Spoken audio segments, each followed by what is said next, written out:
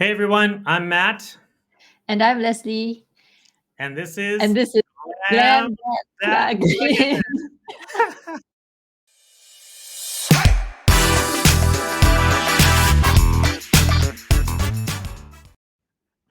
We're gonna get it down one day. It's gonna be so good. What? Isn't it already perfect? I have no It's idea what you're perfect. talking It's about. yeah, it's perfect. Hey everyone, this is Glam That Plugin, and this is where we reach out to freemium WordPress plugin authors and ask them to get on the chopping block and see if we can audit their freemium plugins and help them level up a little bit. This is actually our third episode to date, and hopefully I'm going to publish these all at the right time. But are you having fun so far, Leslie?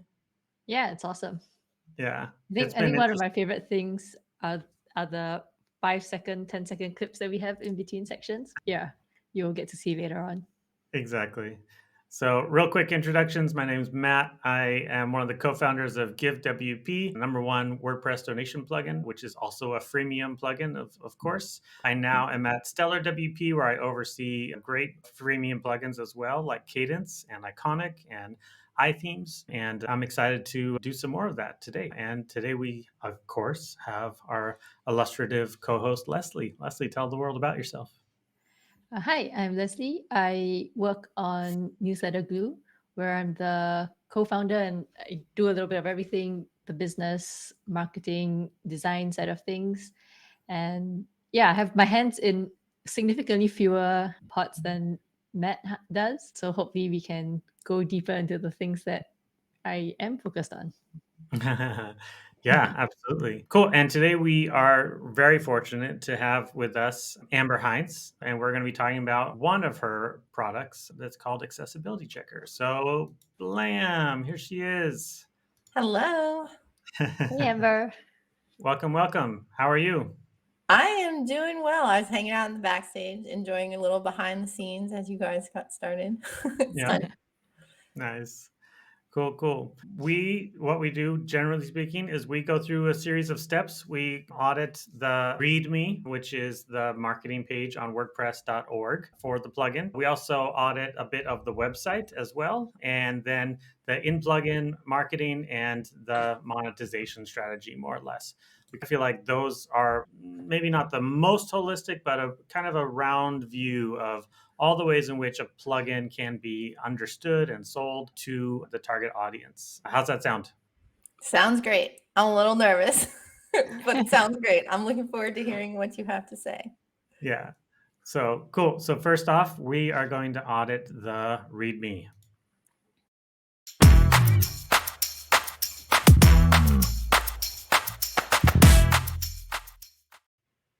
Now glamming the plugin README. This is exciting. That for anyone who wanted to know, that was those little 5-second clips that Leslie was so excited about. I'm going to share a screen, a window, an entire screen. Let's see, there it is.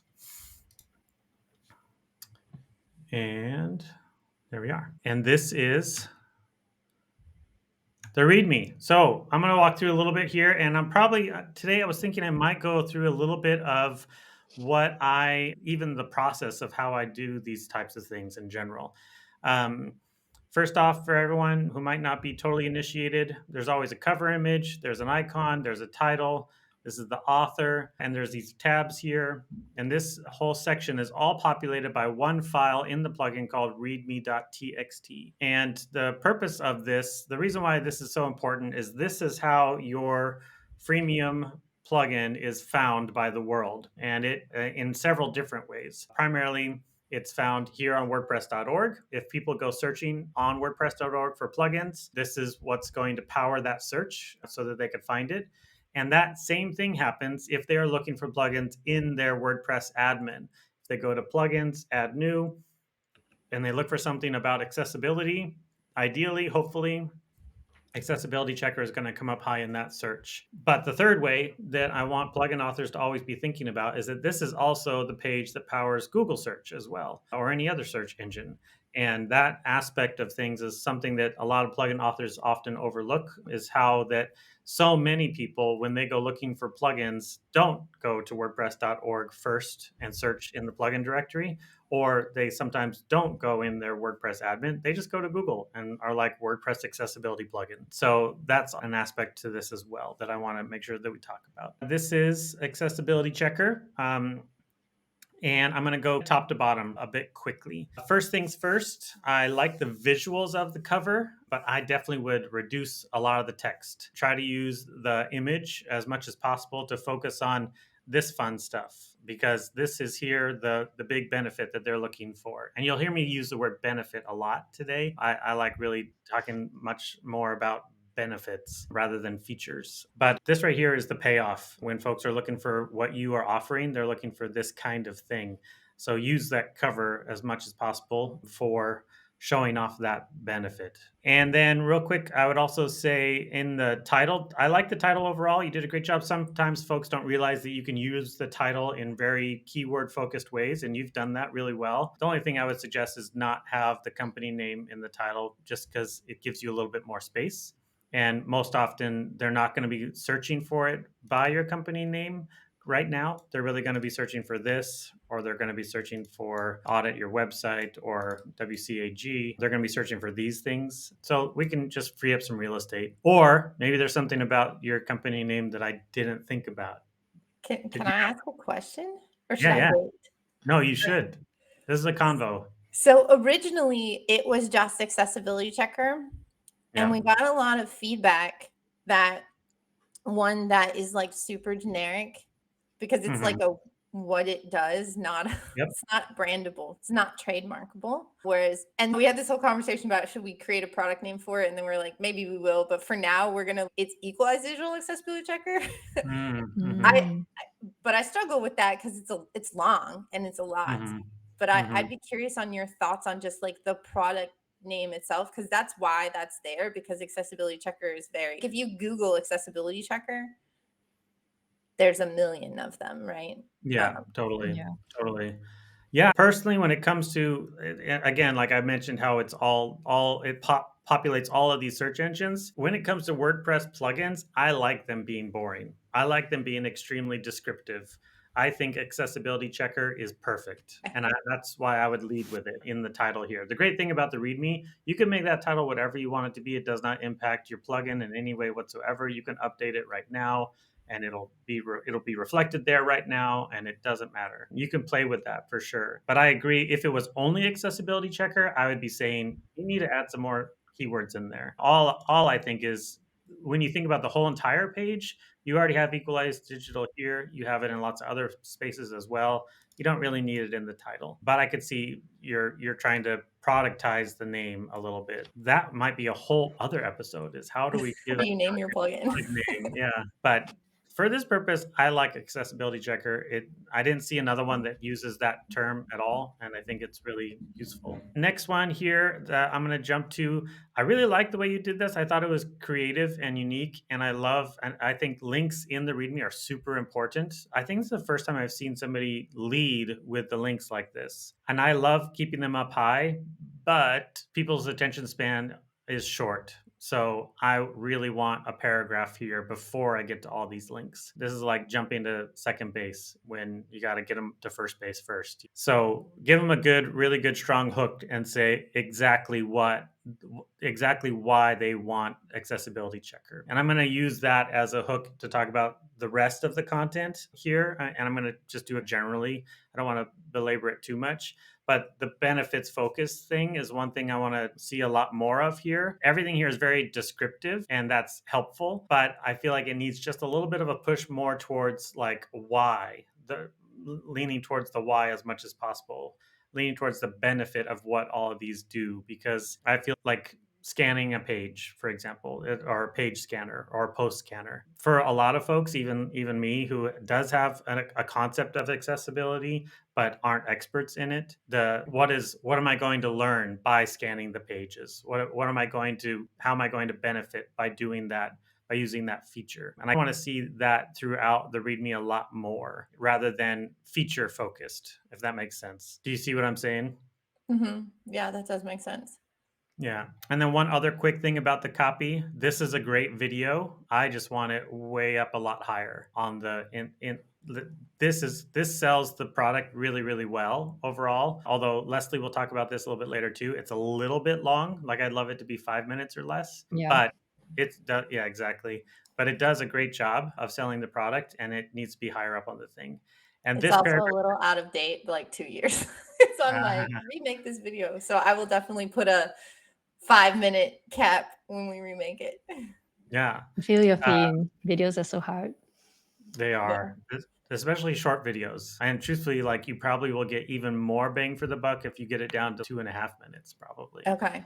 Yeah. I think the thing that's hard for me that I need to tamp down on is there's a difference between showing how to use the plugin and also explaining how to fix problems that the plugin highlights. And I tend to get into the I want to tell you how to fix all the things. That could be a 5-hour long video if I started Mhm. doing that. Absolutely.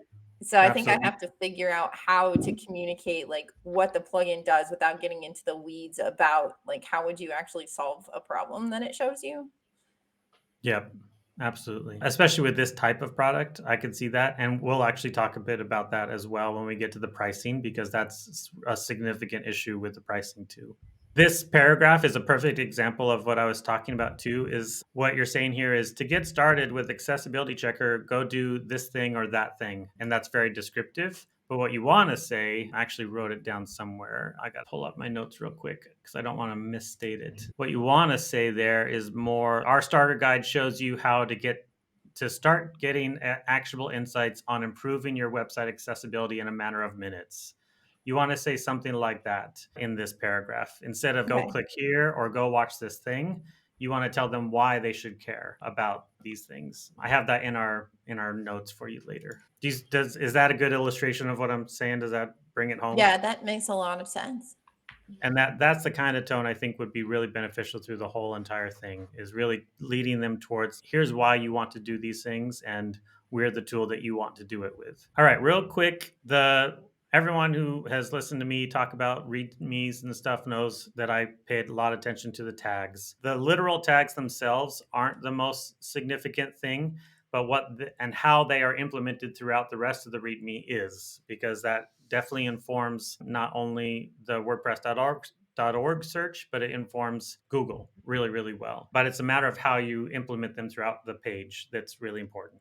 Of course, accessibility is your number one term. Like, I definitely think a WordPress user, when they want something like what you're offering here, they might just search accessibility and that's it. Maybe they say accessibility plugin, maybe they say accessibility scanner, maybe they say make my website accessible with a click, which I've talked with you enough. I know that's a myth, but this one is a really important one. So I'll just show a little bit of like how I check these types of things. So I see you have accessibility. I just right away I just go and I type it into search.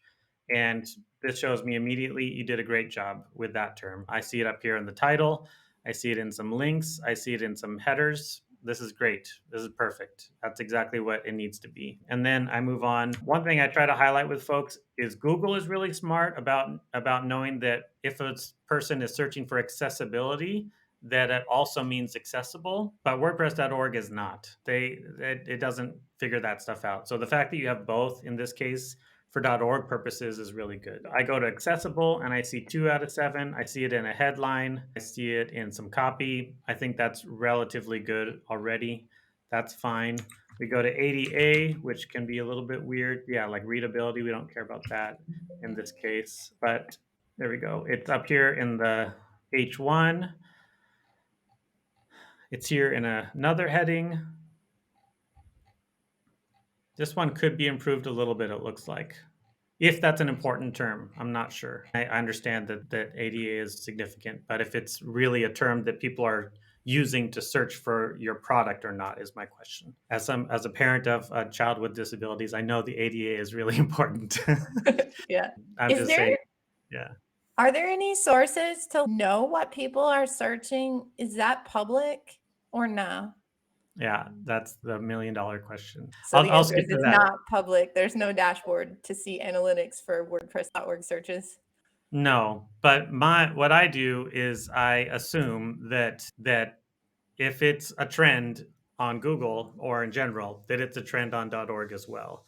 And so I was curious I got over here to Google Trends, which they just recently ramped up Google Trends a ton. It's actually way more cool than it used to be. Nice. And I just went through to check out like some trends here. Website accessibility seems to be a really big one in comparison to some of the terms that you have. So I really like that one, especially website accessibility checklist. That's a really good one. The other one I use a lot is SERPstat. And here I went through and I just grabbed some of your tags, and WCAG itself is the highest volume term that you have with 12,000 searches a month. So that one is one that when I was surprised, I thought like website accessibility might be it. Mhm. But let's see, accessibility for websites, accessibility website, website accessibility. These are all around 2,000. But WCAG itself is a really high volume term. But when people are searching for the WCAG, there's a million reasons why they might search for that. And a WordPress plugin is probably not high on that list. So there's always caveats to these types of things. But these tools like SERPstat or SEMrush or Google Trends are always really useful in trying to just double check those types of things. Last thing I'll say about the README is I love all your 5-star reviews. That always makes me super happy. I love I'm seeing support being answered. That's super great. All those things are really important. I would really recommend improving the screenshots. This screenshot here is wonderful. I don't know if it's outdated or not, like you were mentioning, but this one is perfect because I'm really seeing, oh, this is what I'm going to experience when I install this plugin. These ones are much less perfect, mostly because like I'm really zoomed in right now a lot. When it's actually a normal view, it gets microscopic and I don't know what I'm looking at anymore. Same Do you thing not here. expect people to click on them and have them open in a new tab? Because Oh, that's the behavior, right?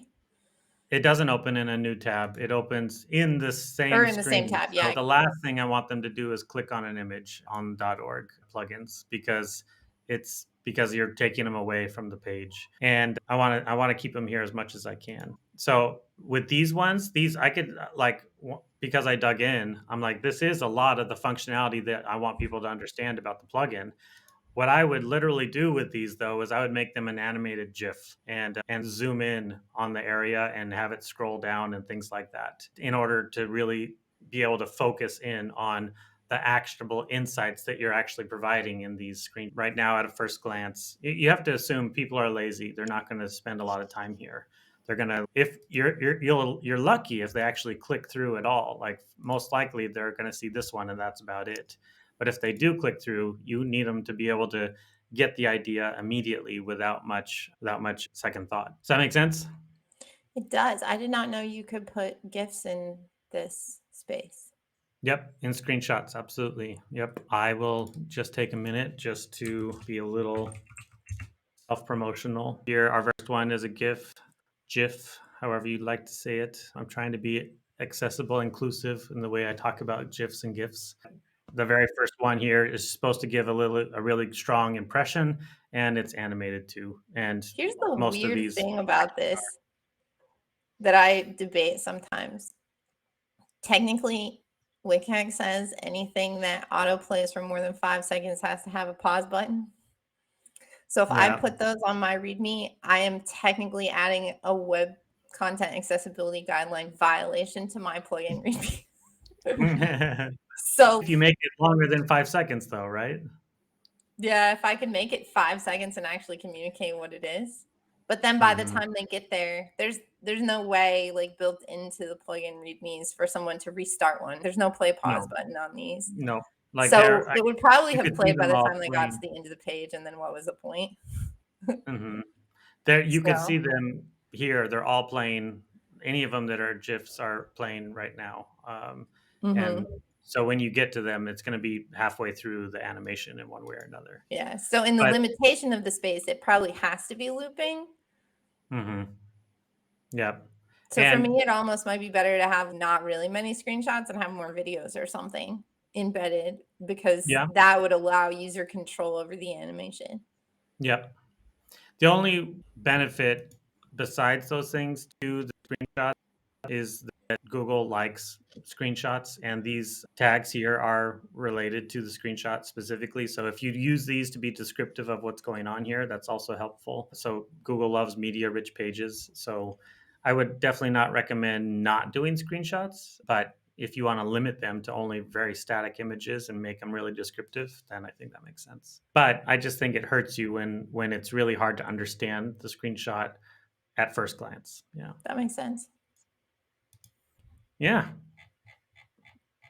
Overall, though, I really like you the lots of content here. The title is great. I think the tags are all good. What I noticed in terms of your competition, of course, this being your most important tag, you're down the way here a bit, and it looks like only because of your active install counts, which is definitely an aspect because these all look also highly relevant to that term accessibility. This guy, not so much, but they all look very relevant to that as well. But they all have a lot more active installs. And I'm sure you have strong So feelings about some of these results. I do. I'll actually say I don't think I've ever looked at the tag results.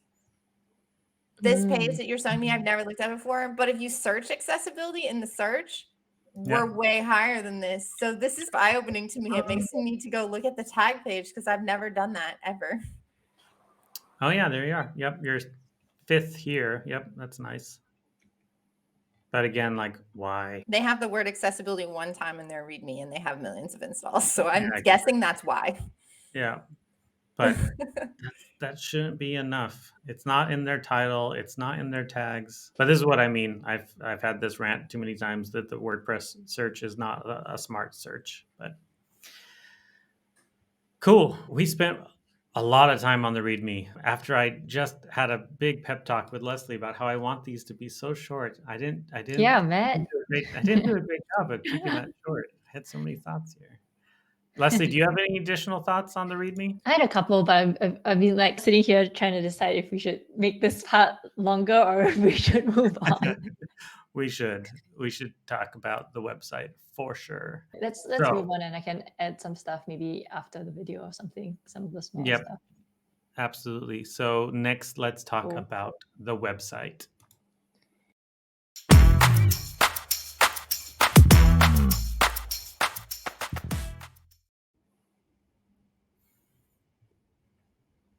Okay, so here's the website.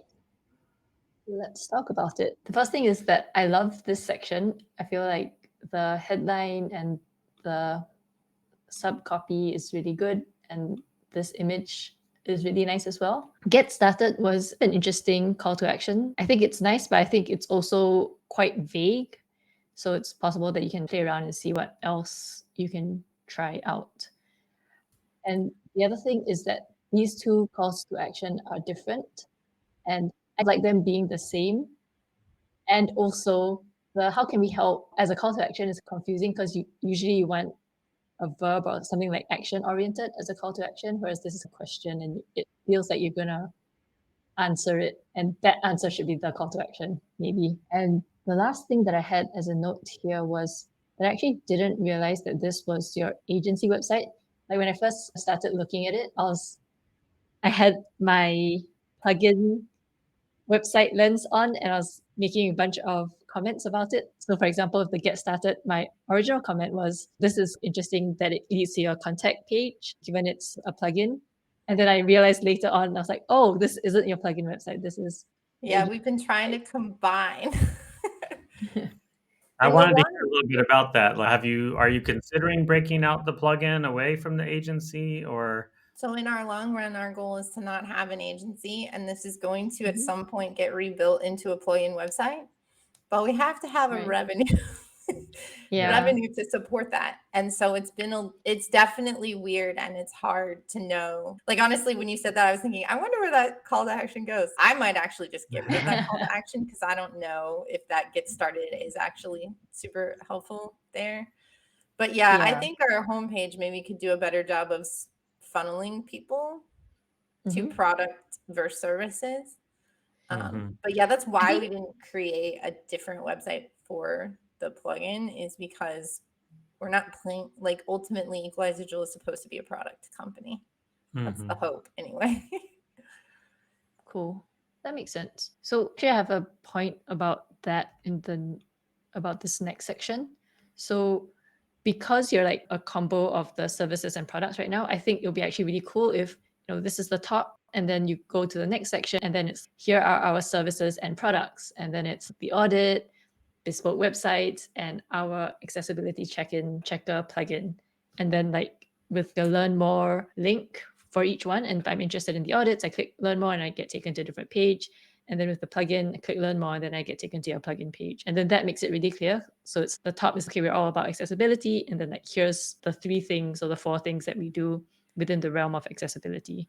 I think that would like really help funnel people a bit more and help them get their bearings a bit better. But also while we're on this like kind of above the fold section, I think and hearing you talk about it, it sounds like the homepage was built from the perspective of what information do we need to share rather than what goals do we want to achieve with our homepage. Because I think if you had started with what goals do we want to achieve with our homepage, then this starts to look very different just because of like it necessarily goes in a different direction because the goals are constraining you. So like That's maybe really that, good insight. yeah, Those are that's some of the something. things in my chats with Leslie Mhm. over the last couple of years or so. Those are some of the things where I'm like, I love talking with you about these things because that small little switch in mindset is makes all the difference. As soon as you ask that question, what are my goals here? You're like, oh, it's not accomplishing the goals that I actually set out to have. So that means I got to change a lot all of a sudden. Yeah, really good. Thanks. Yeah, so once you have this kind of middle section of here are our services and products, then the next section can be this side, which the problem with this is that it's actually 2 separate sections fighting for attention right now in the same section. Once you split this up, then it helps make everything easier to read as well. And maybe this doesn't even need, now that I'm reading it, I might even argue that this doesn't need to be here because the call to action for this is browse our services, and that should be the same call to action as here, right? Like browse our services or browse our services. So yeah, maybe all of this doesn't even need to exist. Although then I lose some of my, this is weird, like I'm keyword stuffing my homepage, right? Totally, totally. But like those are the laws.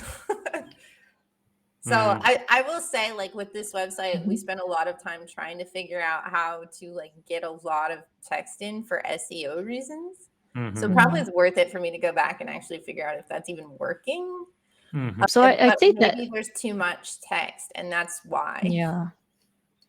Yeah, I would say that keyword stuffing for a landing page isn't for like a main homepage isn't that useful because you've already ideally over time have thousands and thousands of other pages that are posts that are also doing that work for you. And Mhm. the homepage itself is really should be ranking for a small handful of things, website accessibility maybe, equalized digital maybe, and yeah, just getting it to convert for you I think should be job number 1. And the SEO kind of stuff is more the job of blog posts, and you can like Mhm. keyword stuff that stuff which is top of the funnel stuff, right? So people discovering you for the first time probably shouldn't be landing on your homepage. They should be landing on a blog post, they read it, they get to know you, and then they're like, oh, I wonder what this awesome, like the author of this awesome blog post does, and then they click on equalize digital, and that's where you want to get them to convert. Yeah, so I think maybe focusing on keyword stuffing the homepage might not be an awesome goal because then it just makes it hard for the actual visitor or potential customer to convert. That makes sense. Yeah. And this is separate because this is minor because I'm hoping that this whole thing gets removed. But this secondary button was like it needs a little bit of help. It's not really aligned with the primary one, and the I think triangles it make it used to look be like in the it. WordPress updates. Yeah, the triangle makes it look like I'm about to watch a video, and it's not a Mm. video. So It looks like a yeah, play button to you. it That's does, their right? Yeah, feedback. yeah. I think that was the main things that I wanted to mention here. I'm just looking at my notes. Oh, the other thing was that I thought this was the like best part of the site. It was so compelling. Just saying that, just knowing that 1 in 4 US adults have some sort of disability, and the fact that if I don't have an accessible website means I'm just straight out losing 25% of my customers. That's such a big deal. And I hope that this stat or even this stat and these people are mentioned in more parts of the website because I thought that was really compelling. Yeah. So that's the main stuff that I wanted to mention, the homepage. Now let's go to the plugin. So here we are in the plugin page, and a couple of things. This is above the fold. So the plugin is actually missing a call to action above the fold. So it really needs to have something over here that says buy plugin now, and secondary call to action, try for free or something like that. So that really needs to be. Okay. Less text, I think, will be really good. This is a little bit heavy right now. Mm-hmm.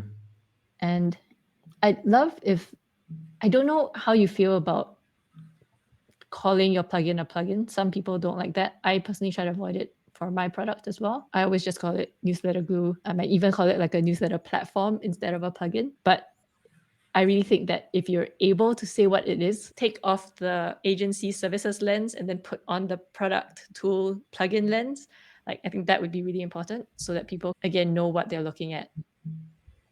Yeah, we had actually not had plugin on this page at all because we did an accelerator and we were trying to raise money and everybody was like, no one's going to want to invest in a WordPress plugin. Yeah. So we were like, software, all that stuff. And then when we paused on trying to do big raise, I got some feedback and people were like, I don't even understand if this is a WordPress plugin. So Yeah, I put it exactly, back in. So exactly. maybe I need to also have And it now in you've the proven them title. wrong too, because now you have investors. Yeah. Yes. So Of course, ours got understand the WordPress space, so it's slightly different than when you're trying to talk to investors outside of for WordPress sure, space. for sure.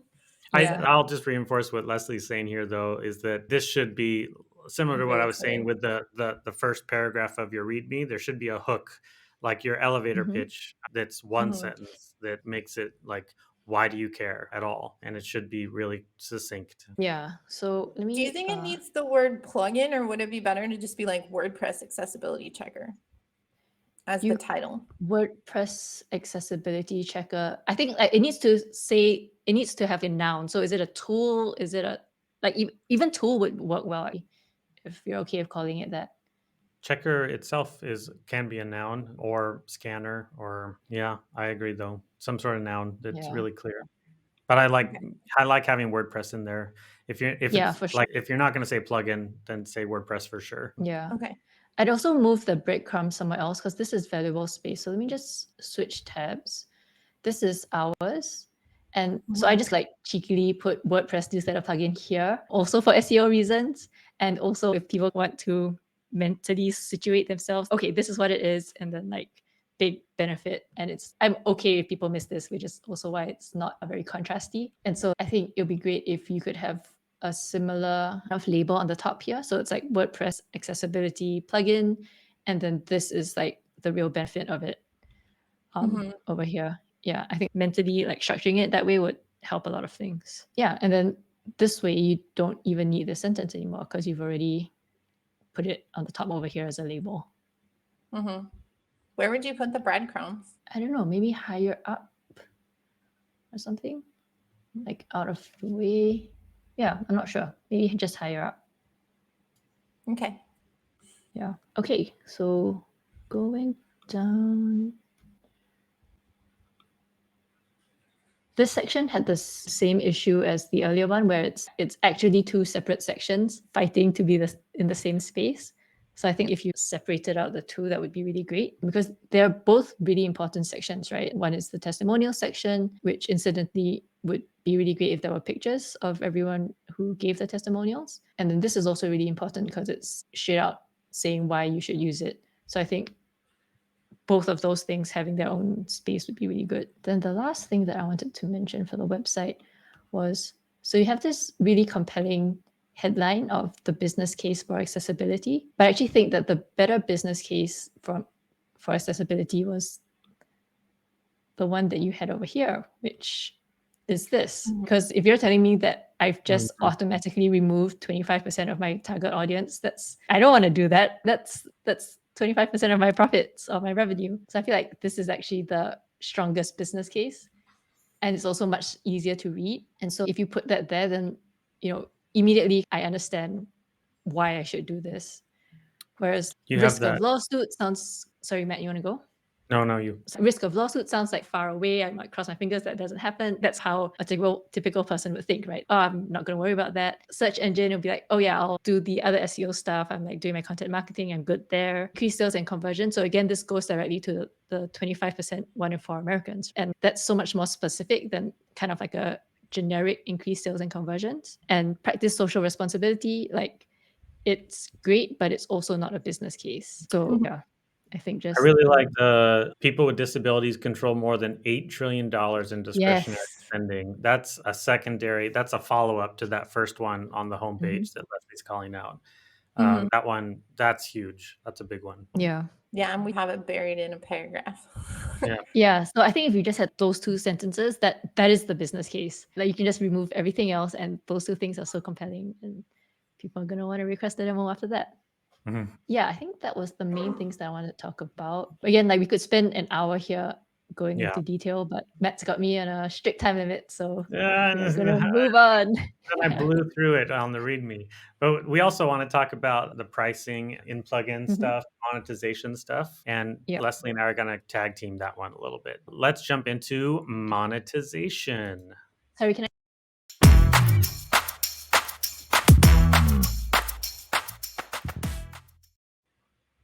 sorry, I'm gonna be horrible, but I really wanna go back to the previous We'll just video. play the video again. We'll just do it Wait, again. We any okay, Whoa. cool. excuse. I just wanted to mention like one thing which I think is pretty important, which is why I'm like talking about it even after we moved on, which is there are so many calls to action on your site that are leading to the contact page. And that Mm, means like your contact page has to be really good because if not, you've like just directed everybody to this page that doesn't convert. And so there are a couple of things I wanted to talk about here. The contact page is a great place to feel like to make it the contact page is where you want to make people feel really welcome and like where you want to meet people because if cold then they're not going to want to contact you. So you really want to picture here like where like right here's where you put a picture of you or your team and just welcome them and encourage them to contact you. I think that's something that's really really missing right now. And Mhm. honestly, I think this whole section can go because you've got like a headline here, but then you've got another headline here. They end up fighting. And this, yeah, this doesn't really say that Yeah, much. this is totally a forcing something to fit into a template and not have to make Mm. a new custom page. That is 100% what this is. Oh totally. man. I Yeah, think so I think yeah. another point there though there is that if the Mhm. button says request a demo, the form Mm, should be all about requesting a demo and not a Mm, general contact form. Like there yeah. are two different mentalities and two different reasons why they're so even though like I love having a form that is multi-purpose or whatnot, but in this case, like the requested demo should really be like if you fill this out, you're going to get a demo. yeah, Whereas, like maybe even including a calendar or something where yep, they can schedule a time. yep, absolutely. Yeah. Yeah. That's pretty much all I wanted to say. Yeah. All right. Now like play that thing again. Now monetization, here we go.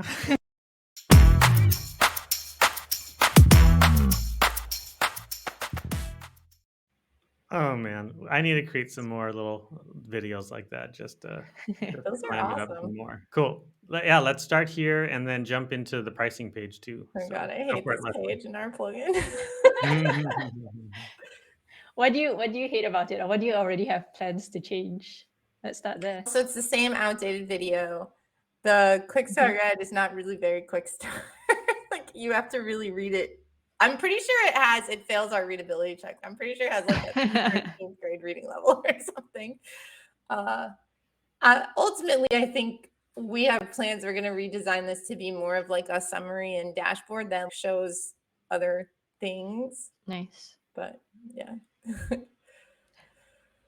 Yeah, I think that's pretty much it, right? It's really wordy. I think for me, how and it I don't think there's like a right or wrong, or probably if you have way more traffic, you can A/B test it or something. I don't know, but I would put this video at the bottom, and I would put like the steps, and I'll try to limit the steps to like 3 or maximum 4, and then have a really nice screenshot for each one, and that would be the quick start guide. Right? Mhm. And then like with each step, there's an option to learn more or go into the details, and that takes you out into maybe like a document. Maybe if necessary, if not, in your case, it doesn't seem necessary, then it'd just be step 1, step 2, step 3 with like really nice images. Mhm. So that's how I would do it. And they would be big. So like this would be the size of this, maybe. So step 1, like 30 pixel font with this size screenshot, and then like step 2, this size screenshot. And so it's really, really clear. It's so easy to get started. It's just 3 steps. Yeah. This also, I would try to minimize, like maybe take up half the space. So get the logo to half the size and then just remove the stuff here altogether. Yeah. Because this is the first time that you're seeing, so you want to direct their eyes to the main stuff and not get distracted and waste valuable screen real estate with this huge header on the top. Okay. Yeah. I think like one recurring thing that I noticed was I just, like to write and paragraphs. you pointed this out as well. Like there's just like a lot of text. Like for example, in this case, all this text isn't really even necessary. Like people know what documentation is, and this is really valuable. You don't need to tell people that you've done your best to create helpful articles, because they can see it. Like these articles are so helpful. Yeah. Yeah. So just stuff like that. Just With reducing as much text as possible is always helpful. totally. And I always fall into this trap as well. With documentation links, like I'm really big on documentation links in plugin. I think they're really significant and important. But I always try to say to try to surface them where they are most relevant. And here they're just buried. And Mhm. so it's almost not valuable at all. And I didn't get a chance to look through the plugin in detail, but wherever your plugin actually shows up on a screen and it's related to a feature that you have documented, try to just put a little link in there that says, "Want to learn more about this thing? Jump over here." Mhm. That's the best way to surface them for me. Yeah. All right, let's talk about this big banner. So I like that it's huge, but I think it might be a little bit too huge, especially this image over here, because that's, I think, like almost a third of the banner is just devoted to this image, and it doesn't really do that much, I think. Mhm. Yeah. So a couple of things that I would add is I'd love to have the price at the bottom here, something like get started for, I can't remember the price that you have, but Yeah, so get you just pick like the 144. cheapest price, like for the Yeah, single price. exactly. Yeah. Starting at 99 or something like that. Starting at $99 or Yeah, something. 149.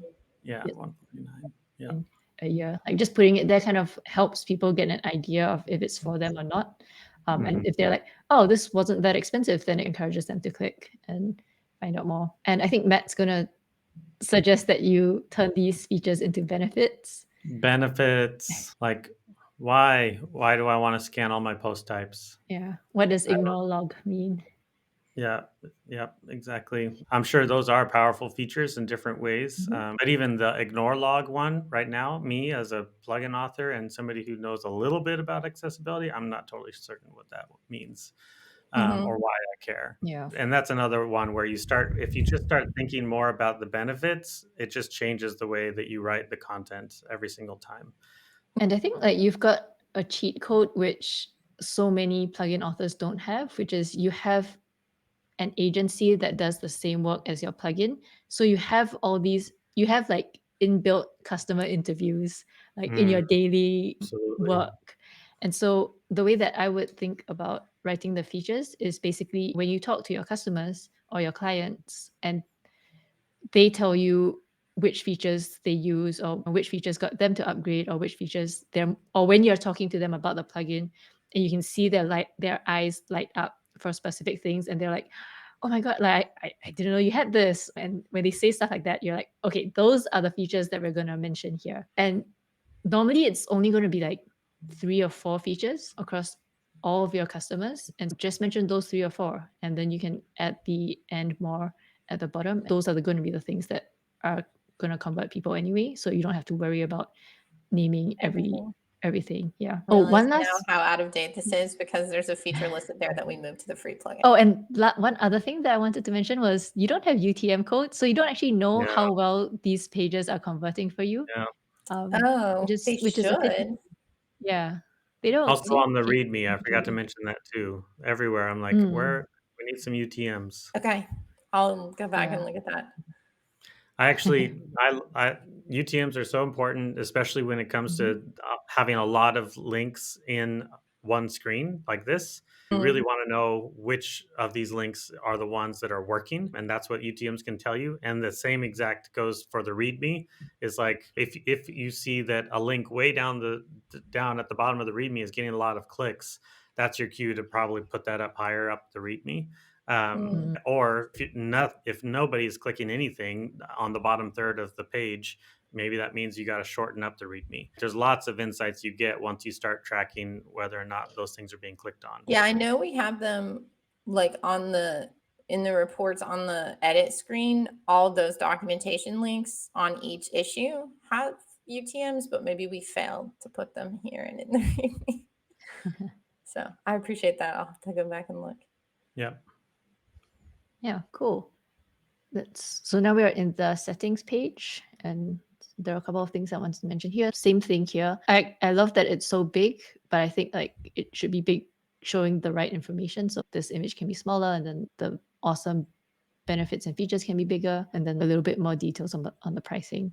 I think that would work out really well. I might The lean on this a little bit in terms of Yep. like there are a lot of folks who would be annoyed by how large it is. Mm, yes. And, it that and I side a little bit more with Leslie in terms of it's great that it's prominent, especially because you haven't interrupted the flow of the actual settings in any way. Yeah. But you might experiment with interrupting the flow of the settings just a little bit, Mm. in terms of being less obnoxious on the right-hand side, and then surfacing where, like, a pro Yes. benefit might be actually be here, not Like, in terms of not disabled, not like here's a setting that's disabled or something like that, but just a call out that's if there's a feature that you have that would enhance these settings or be more than these settings in one way or another. yeah, so like I have one She under the has post that. types to be checked. Is that enough or Yes. Oh, would you yeah, yeah, yeah. highlight it more?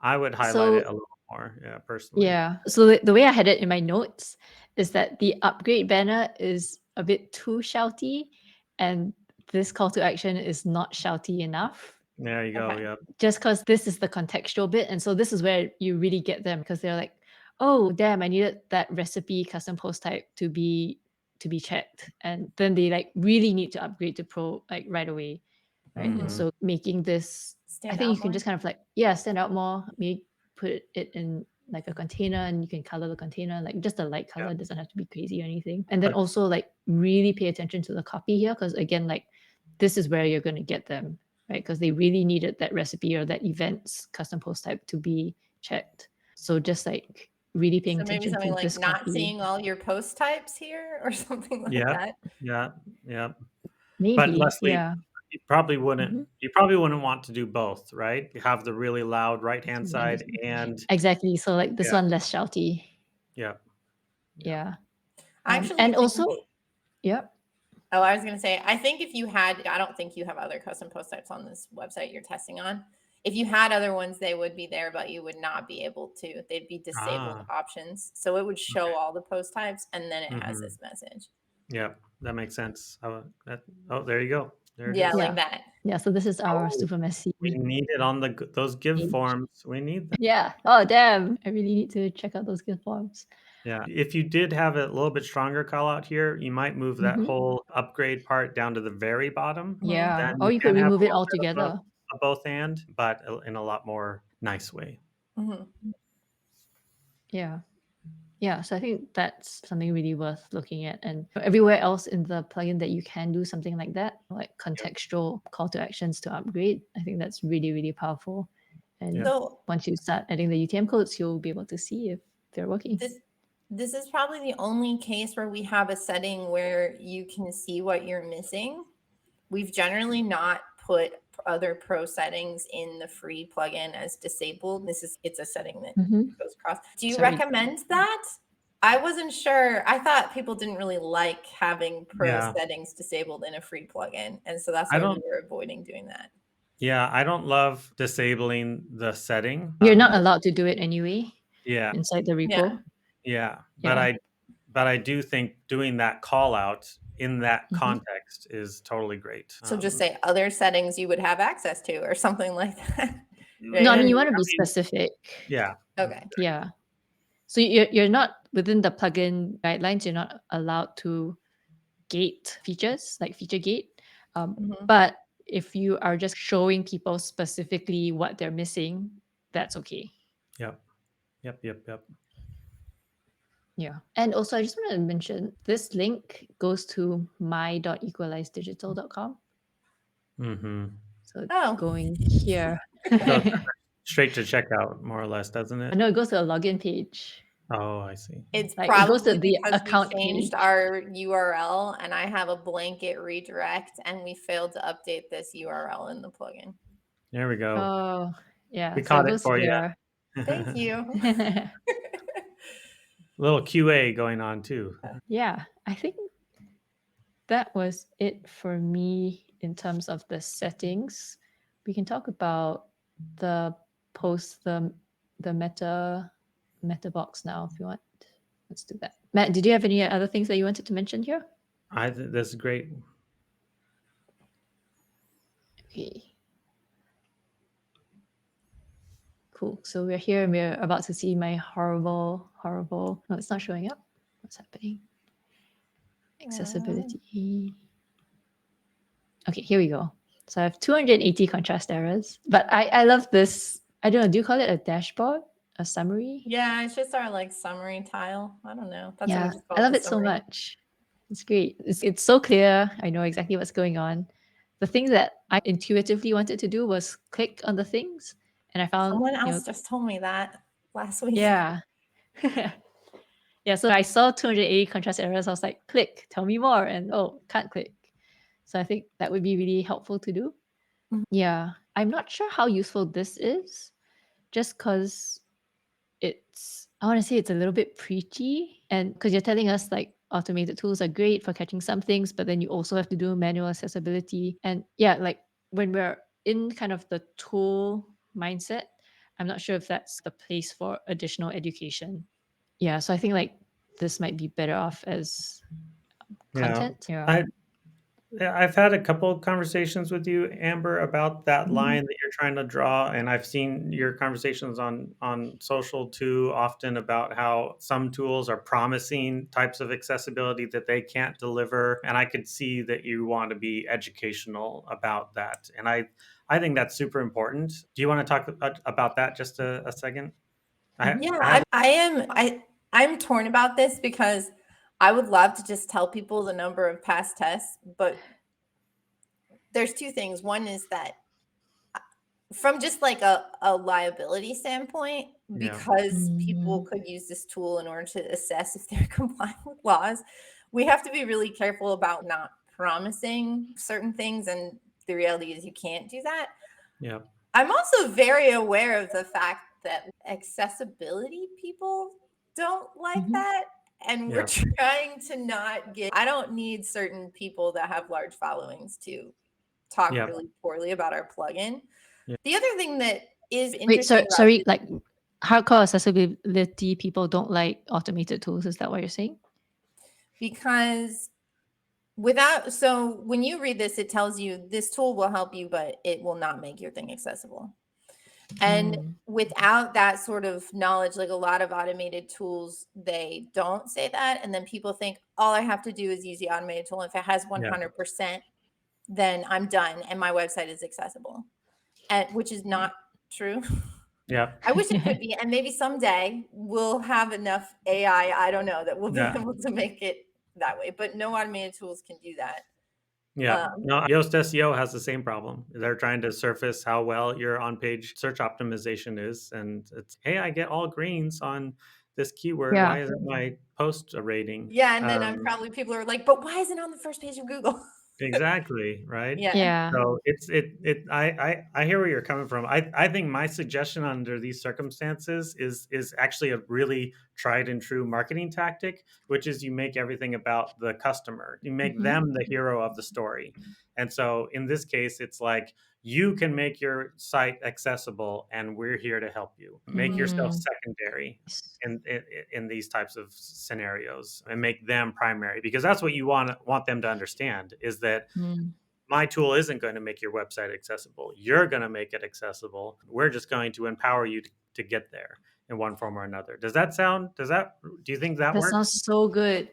Yeah, I think another thing that we've talked about as a feature like in our roadmap is we want to allow agencies to have some sort of add-on where they add their support email and Mm, on any individual problem or maybe even just on a page, they could like submit and it would like auto send a ticket to the support email that's fix this thing for me. So as a Mm, way that agencies can get their clients to easily ask for help, which generates more revenue for the agencies. mm, And so I don't know if somewhere in some of this communication, like there'd be, right, test this page for mhm, me, or like some sort of button, or fix this page for me that would show up mm. here that would mhm. then send it out and allow agencies to use the tool as part of their plan. But I see Yeah. what you did here, Leslie, with getting rid of my I like to write paragraphs and replace it with a single sentence, which is much easier to Yeah. understand. Yeah. That's really good too. Yep. Yeah. I like Matt's kind of perspective on we're not telling you all the ways that this is not gonna work, because that sounds negative and it also Yep. makes the plugin sound negative. Here are all the ways that our plugin is not helping you.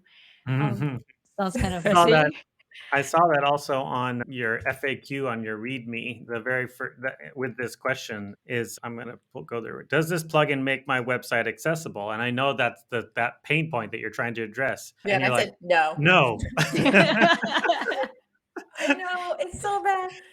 Like, part You of me have is to, like, I want to yeah, not have that because I think more people would install our thing. yeah. But I'm No, also what? I'm so afraid that I'm Yeah, also gonna get a ton of negative social media and stuff yeah. from people in the accessibility space if we get rid of stuff like that. I wrote down here what I would say instead. And that is also like a super old school marketing thing is never tell the customer no. And I don't like that one, but there is a reason why the old school marketing folks say that. And that's because customers always want to hear yes. What I would do here instead of saying no, I would just a little bit of a deflection. I would say you can make your website accessible and we're here to help you. That's what I was saying earlier. And Like Oh, this tool will that's nice. help you Yeah. speed and up the then process or whatever. and Yeah. here's a link to all the information about why automated tools are incomplete, and why you are the hero of this story. Like that kind of thing, I think would Mhm. help a lot more. So, Yeah. That makes a lot of sense, like, making them saying, like, "You can do it." It's a lot more mhm. positive. Yep, Yeah. absolutely. Yeah. That's really cool. Yeah. But I just want to say we're saying so many negative things, but it is really great. And like when I look at this little dashboard, I feel really happy because it's so Mhm, clear. It's as clear as the Yoast traffic lights, which I also mhm, really love. mhm. Um, yeah. Nice. Cool. How about we jump into we definitely have gone over, and I just need to get over it. Like, these I appreciate episodes go it. long. These episodes go long, and that's what Leslie's been telling me, and I just need to get over it. Why don't we jump to the pricing because I Yes, definitely let's wanna do dig that. into that quite a bit, and then we'll wrap it up. Thank you to anybody who's been listening for the whole hour and 17 minutes. Amazing. I'll lead off a couple of things, but I definitely want Leslie to beat up a little bit of the pricing table and things like that. She's really good at that. Oh, can I mention something before Yeah, yeah. you go into the big picture Yep. stuff? Since we're still kind of in the nitty-gritty, I just wanted to say that when when you click on Get Accessibility Checker Pro and then you head to the pricing page, it's actually really nice if you have like a duplicate, like a replica of your pricing page that's specifically for the free plugin upgraders, and you don't have to change anything except for the headline. And it just kind of like makes the journey feel a bit more flowy. And Mhm. I don't know exactly what you want to say, but it could be something to do with upgrading, right? And it just yeah, again, it just makes the flow feel a lot nicer. Yep. Yeah, that's all I wanted to say. And it's really easy, right? It's just duplicating the page and changing the headline Yep. and then changing the links Well, on the and website. removing the free option on that page, Yeah, because you exactly. know that they're coming from the free plugin Oh, already. yeah.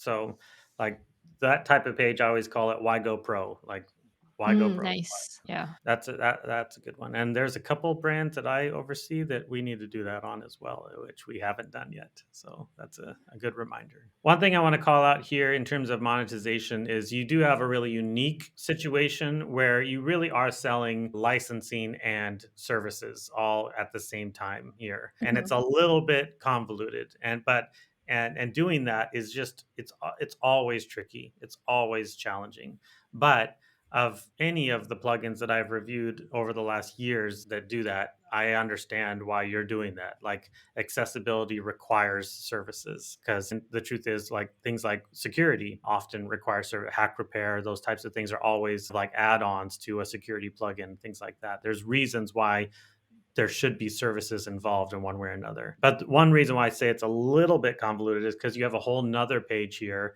that says priority support. And the priority support stuff is actually embedded into some, from what I understand. I could be wrong, but it I have looks like no some of the idea how priority accurate support. that page is and if it Okay. even It looks like some of the priority support services are embedded into some of these licensing plans. And if that's, are they getting certain priority support hours in like the agency plan and the business plan? Oh, It looks no.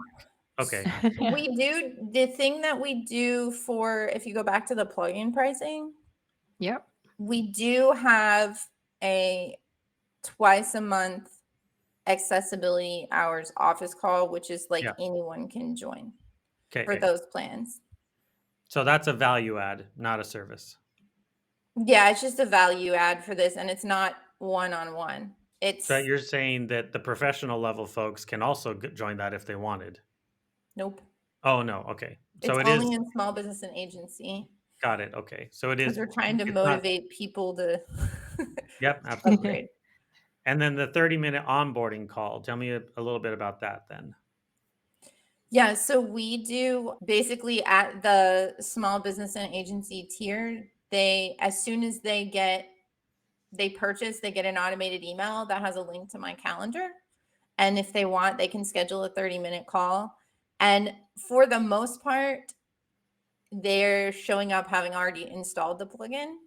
In the Yep, beginning, we were having more of I haven't even installed the plugin, but now we're getting they've already installed the plugin and they might have questions about like how to use it or whatever. And those are one-on-one just for them. And it's been yep, helpful for me too because it surfaces issues with our rules that are related to random themes or yep, plugins that we yep, haven't necessarily tested with. But yeah, that was so the thought behind that and the office hours with it is that we recognize, especially for someone who's never done accessibility before, that they're going to see stuff that they don't even know what to do about. And we yep, don't want people to just get overwhelmed and turn the plugin off.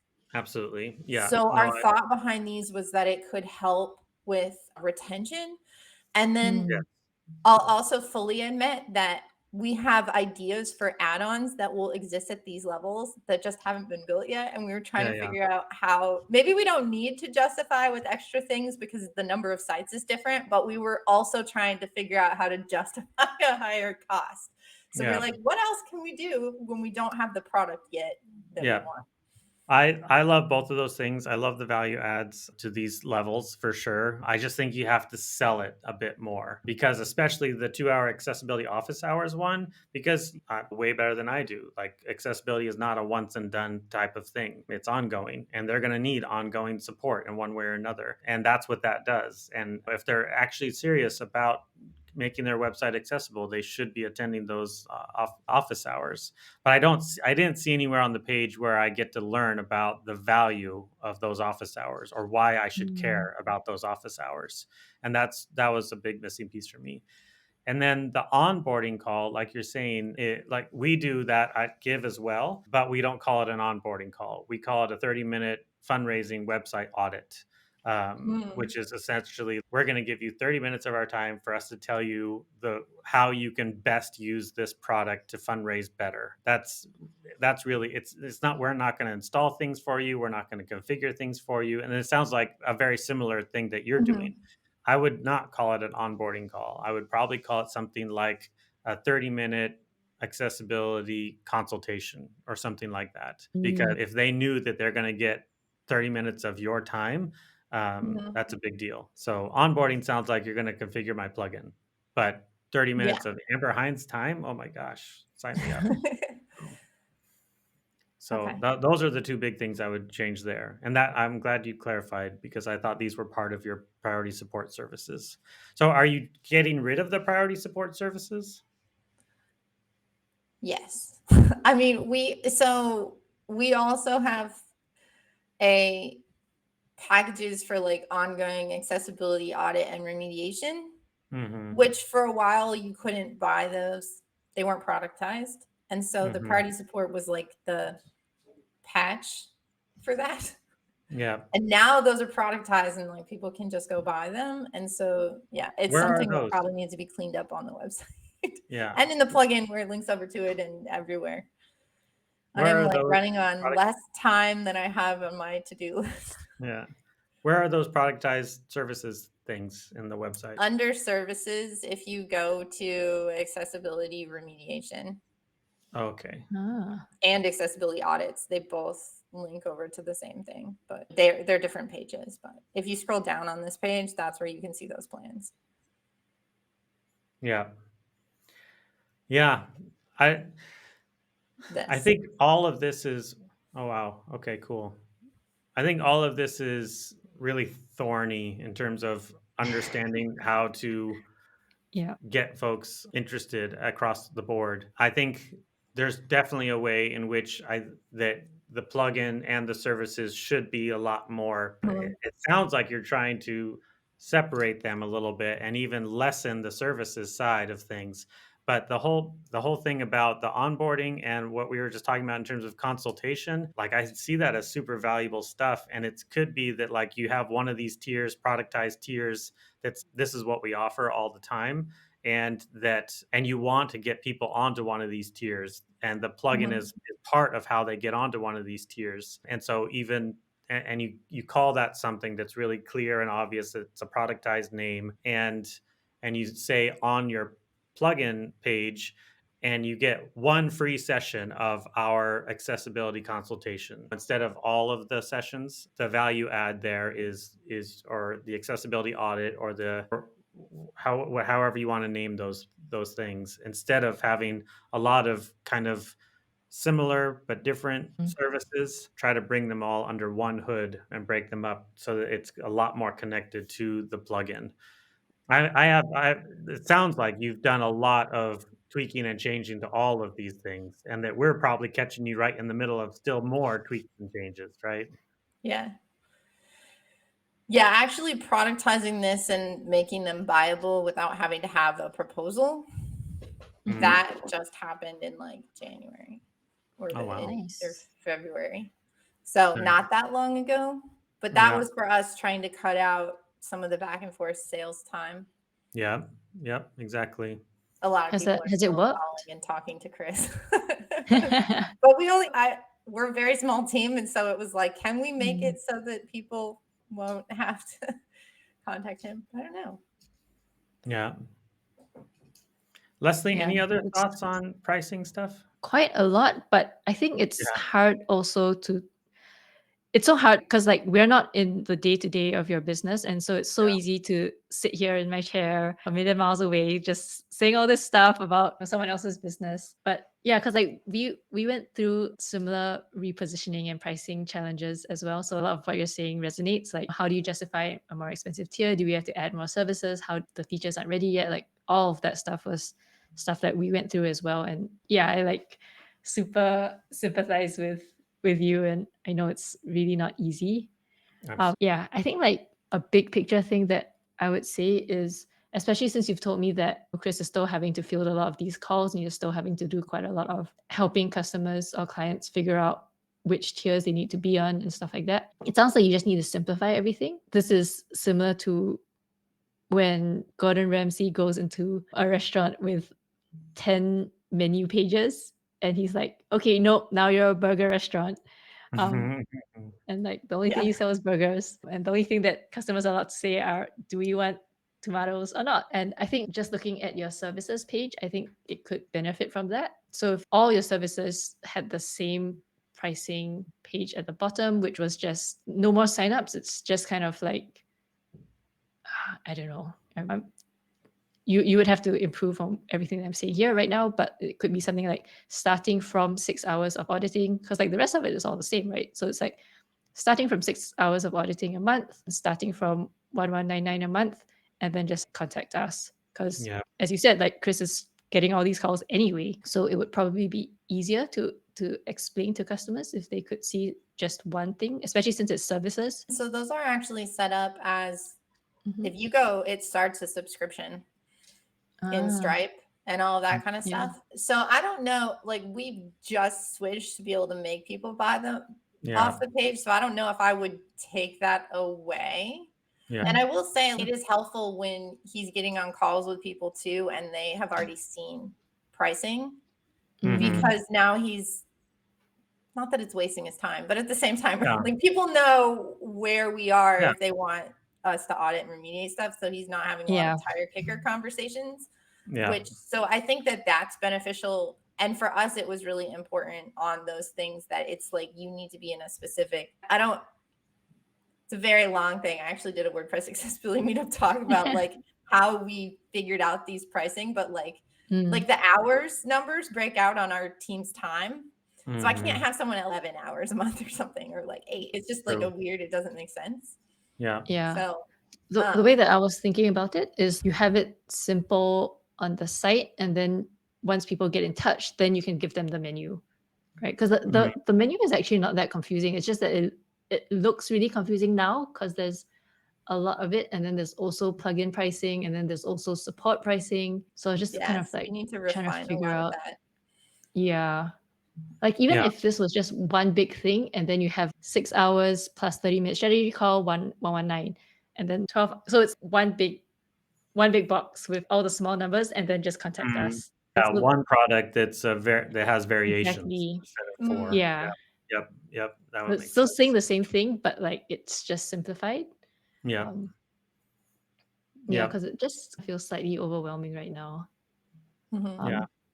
But Yeah, And and I it's not think like a $15, $30, $100 pricing table. So it's definitely, I think, overwhelming for people sometimes. yeah. Okay, but I actually really want to talk about the pricing of the plugin because like we've gone off topic and started talking about your services already. So I know we've gone super over time, but I will pick you guys' brain as let's long as you will keep let me sit going. here and listen to what you have to say, because I very much appreciate it. And I'm getting a lot of information that I'm going you to go got chase. 5 minutes, Leslie, 5 minutes. All right, let's go. So one thing that I wanted to say was this is really a few things I wanted to say. So if it's monthly, then like you have to figure out a way to make this work because this is confusing. Mhm. That Mhm. one used to be monthly and it had our highest churn. And so we said, nope, Oh, you can't get the, because it was $15 a month. mm, And we were like, no, we're not willing to give our pro Yeah. plugin away for $30. Like they'd use it for 2 months and churn. So we got mm. rid of that. But the other ones, the small business and agency, are expensive enough that, Mhm. and we Yeah. haven't had the churn with those. Like Can they you just sign up remove it? monthly and they do it for a whole year. Yeah, just hide it. When it switches to monthly, Yeah. just don't even put it there. Just Yeah, remove just the remove it. column completely. Yeah. Yeah. And the Yep. free. So would you Um, just have 2 columns the free is on good month? if they're coming in cold from your homepage, but then as Mhm. Matt said, if they're coming in from your free plugin, then you should remove this. Okay. But Yeah. on the pricing one here specifically, I don't know. I would yeah, there's been It's a lot of interesting. interesting ones. Yeah. I think on Give right now, what we do is we have underneath the pricing table, it says or start for free. Here's pricing for Mm, everything, or start for free below it to make it secondary. But here Mhm. you're showing a little bit of a pros and cons of both. It's interesting. Yeah. And I this yeah. is think helpful for part of us. what Leslie's saying is just like trying to limit the amount of things they have to think about. Mhm. Like Yeah. that's even the monthly yearly toggle for me is maybe even by itself just a little much because then they're just all they're going to do is they're going to toggle back and forth and compare it. Do Yes. I actually going to like monthly better or am I going to like yearly better?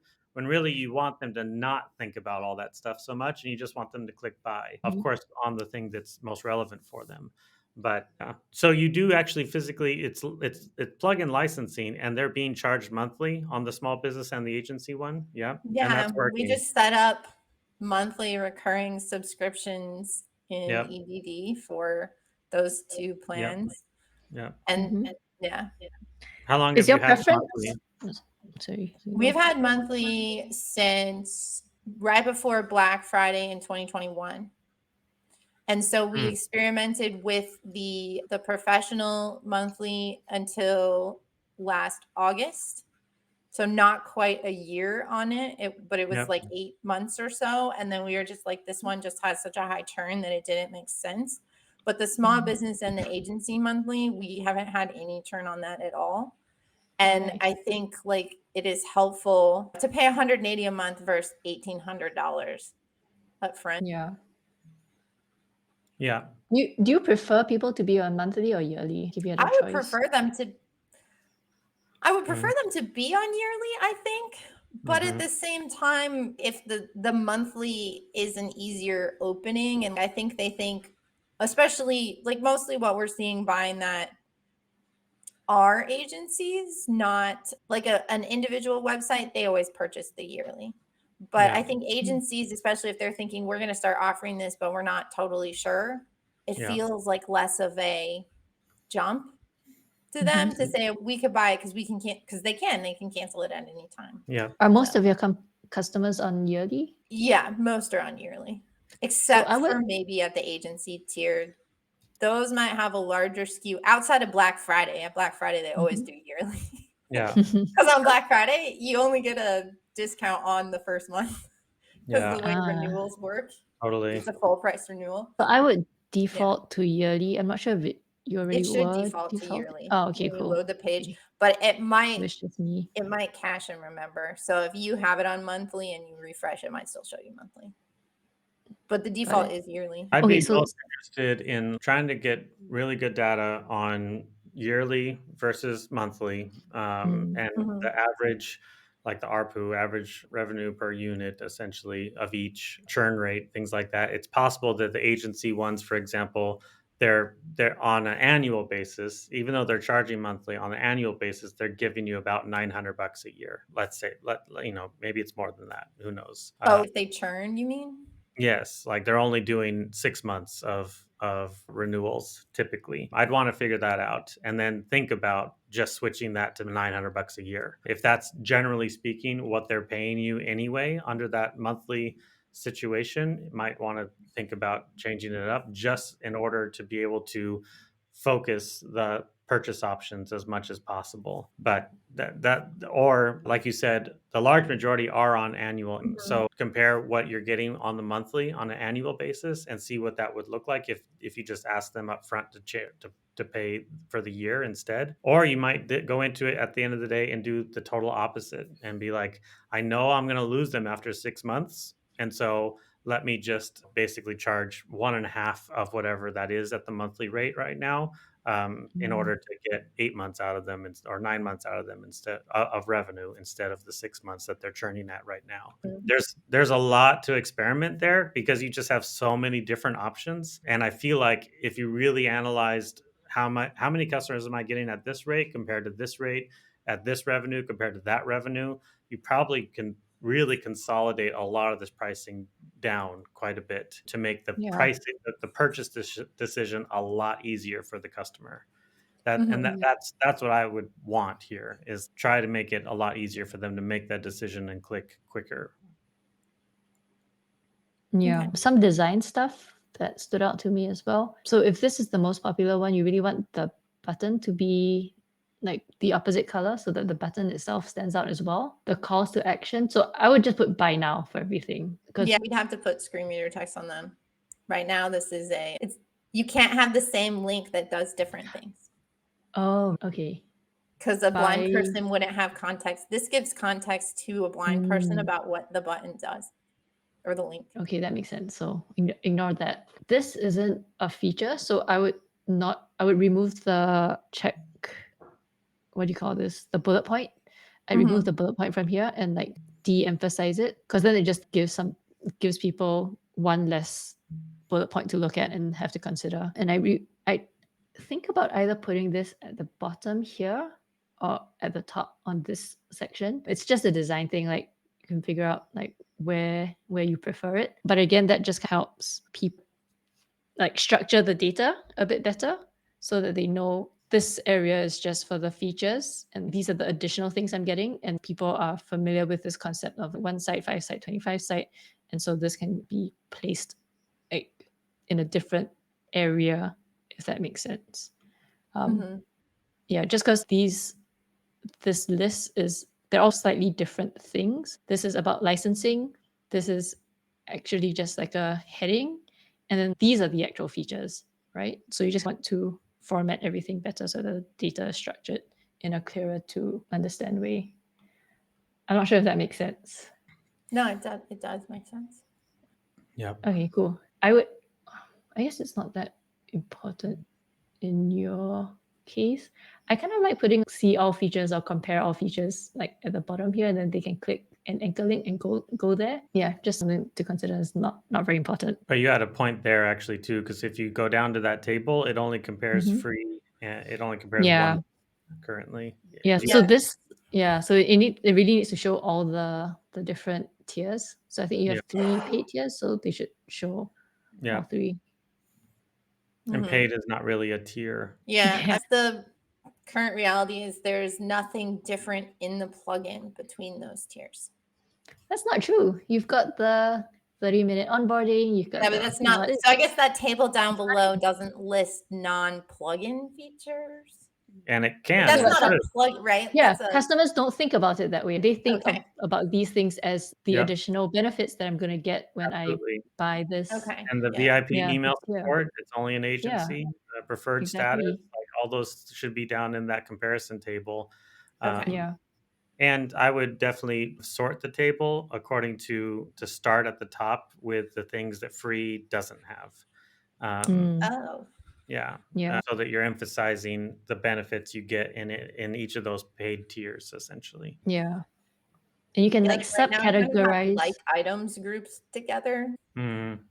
Yeah. Yeah, and which actually, in the end, it makes it harder to really understand the difference between Yes. free and paid currently because you have to like scan through the whole entire thing. So you do the Yeah. thing where everything that's the same that has check marks all the way across is at the top, and No, then no, you do the all opposite. the opposite, where the so that, and I would put the highest tier one as the most The left. first.